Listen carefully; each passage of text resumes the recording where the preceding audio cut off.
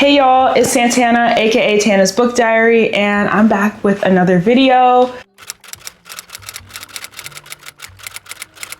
Based off the title of today's video, I will be giving you guys just a mini book haul. I recently have gone book shopping, mainly at a secondhand bookstore, so I feel much better about book shopping. And then I have one book from Barnes & Noble.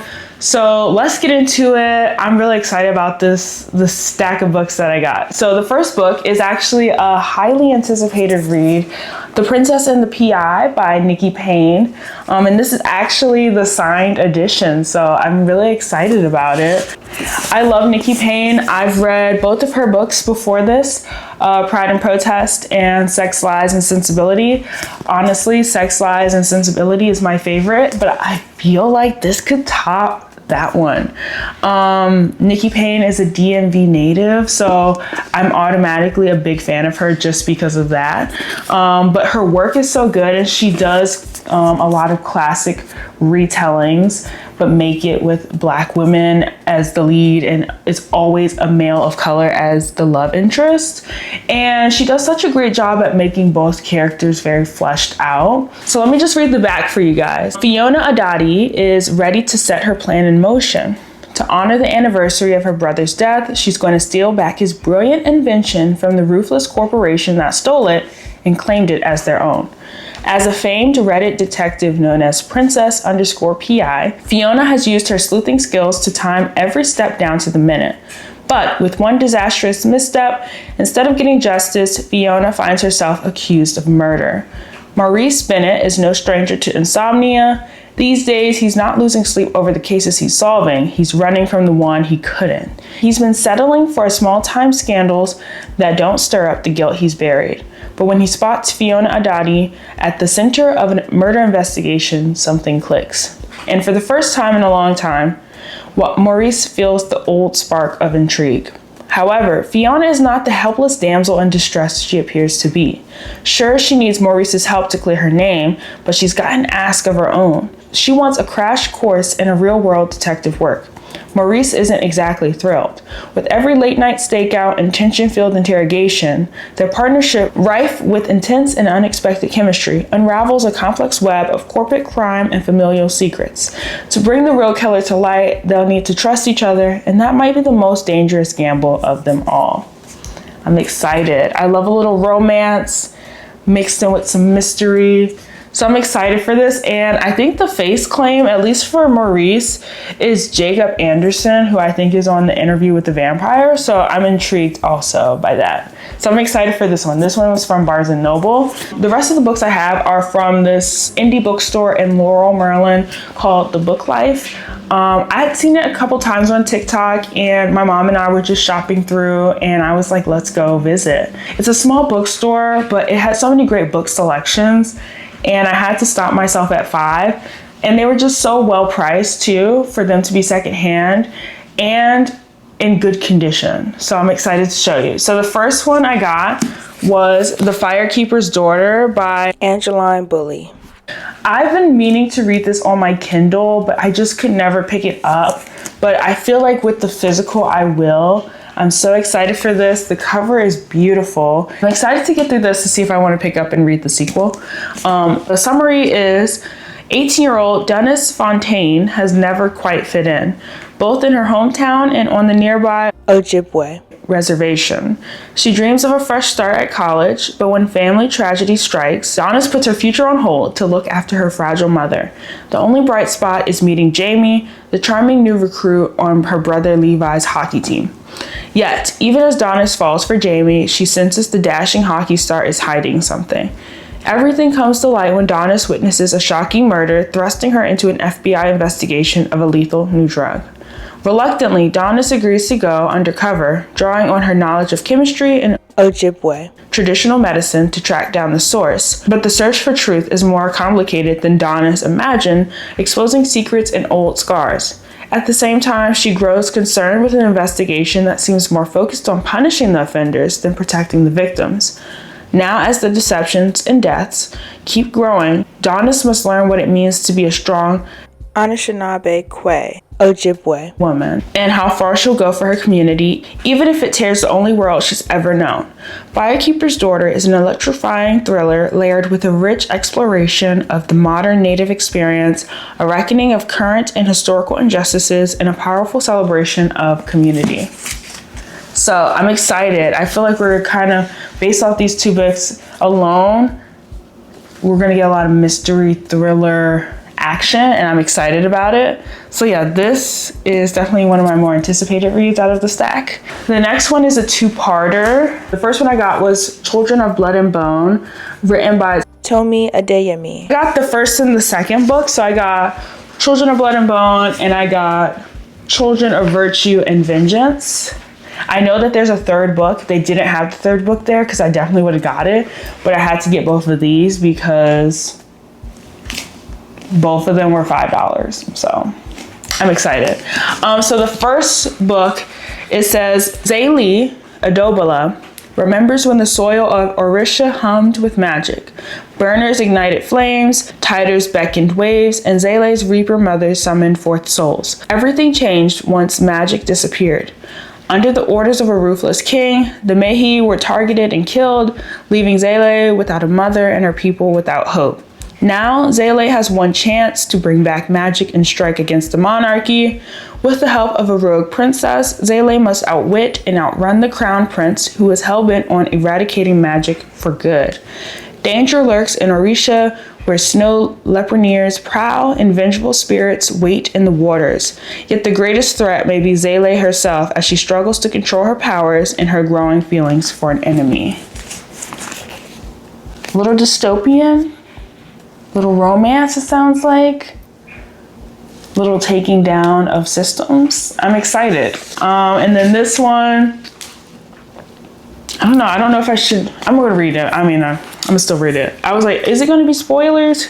This one is Children of Virtue and Vengeance. So the summary for this one is, after battling the impossible, Zaylee and Amari have finally succeeded in bringing magic back to the land of Orisha, but the ritual was more powerful than they could have imagined, reigniting the powers of not only the Mehi, but nobles with magic ancestry too. Now Zaylee struggles to unite the Mehi in an Orisha where the enemy is just as powerful as they are. When the royals and the military forge a dangerous alliance, Zaylee must fight to secure Amari's right to the throne and protect the new Mehi from the monarchy's wrath. But with civil war looming, Zaylee finds herself at the breaking point. She must devise a way to bring the kingdom together or watch as Orisha tears itself apart. I'm excited for these two. Hopefully I enjoy this so I can pick up the third book in the series. I know it's supposed to be a TV show or a movie. I'm not really sure which one, but I'm interested to read this, so when I watch it, I'll see which one I liked better. So yeah. My second to last book is The House of Eve by Sadiqa Johnson. I have read Yellow Wife, which is another book of hers.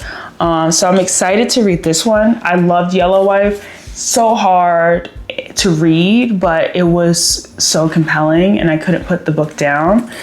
So I hope I have the same feeling with this one. The summary says, in 1950s Philadelphia, 15-year-old Ruby Purcell is on track to become the first in her family to attend college, in spite of having a mother more interested in keeping a man than raising a daughter. But a taboo love affair threatens to pull Ruby back down into poverty and desperation that has been passed on to her like a birthright. Eleanor Quarles arrives in Washington, D.C. with ambition and secrets. When she meets the handsome William Pride at Howard University, they fall deeply in love. But William hails from one of D.C.'s elite wealthy black families, and his parents don't just let anyone into their fold. Eleanor hopes that a baby will make her finally feel at home in William's family and grant her the life she's been searching for. But having a baby and fitting in is easier said than done. With their stories colliding in the most unexpected of ways, Ruby and Eleanor will make a decision that shape the trajectory of their lives. Exciting. So yeah, I had to pick this up because I really like historical fiction, and I think this will be it. I really enjoyed like The Vanishing Half, Yellow Wife again. What happened to, or did you hear about Kitty Carr? Like, I love those pieces. So I'm excited to see what The House of Eve will be like. The last one is a book I plan to read, but it'll probably be read to my cousin. She's 2 years old, and every time I go to a bookstore, I always look in the children's section just to see what diverse, interesting children's books they have. Because growing up, I read a mix of both white and black authors and books with white and black children. But I feel like now there's like such a plethora and there's so much to choose from that I can't help but purposely go out the way and find something for her. And so this go around, we found Little Leaders, Bold Women in Black History by Vashti Harrison.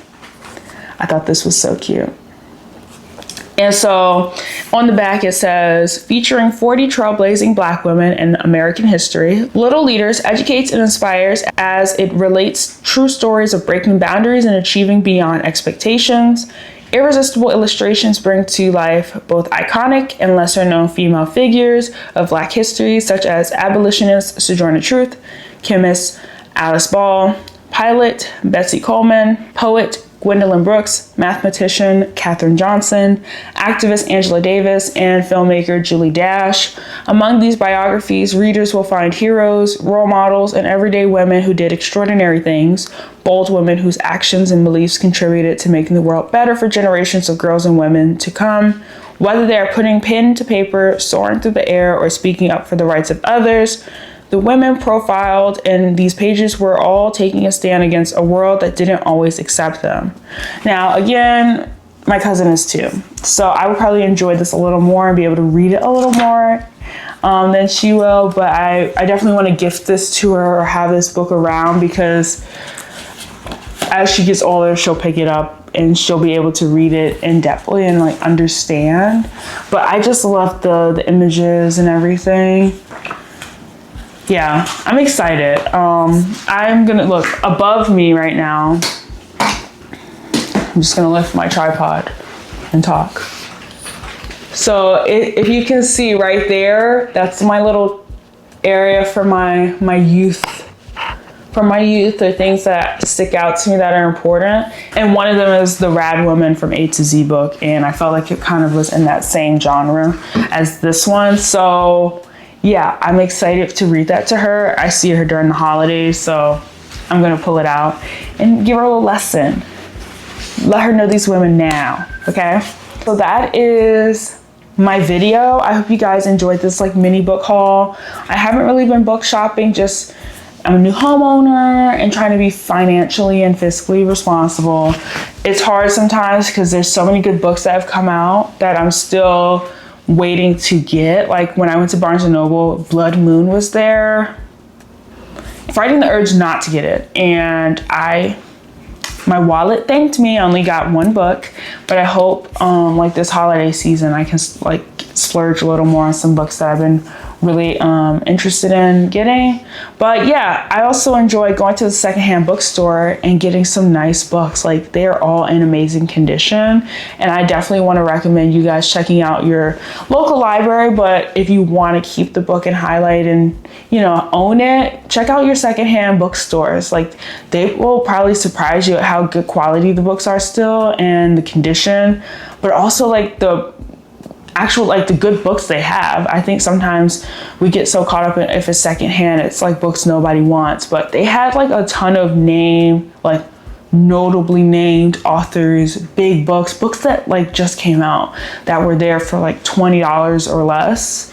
And knowing you're supporting a small business too makes it all the better. But anyway, let me stop rambling. Thank you guys so much for watching my video. Last I checked, we were at 221 subscribers. So thank you guys for liking and subscribing to my videos. I truly appreciate it, and I can't wait to continue uploading, especially with the upcoming holiday season coming up. So I'm excited for the content I have planned for that. But I'll see you in the next video.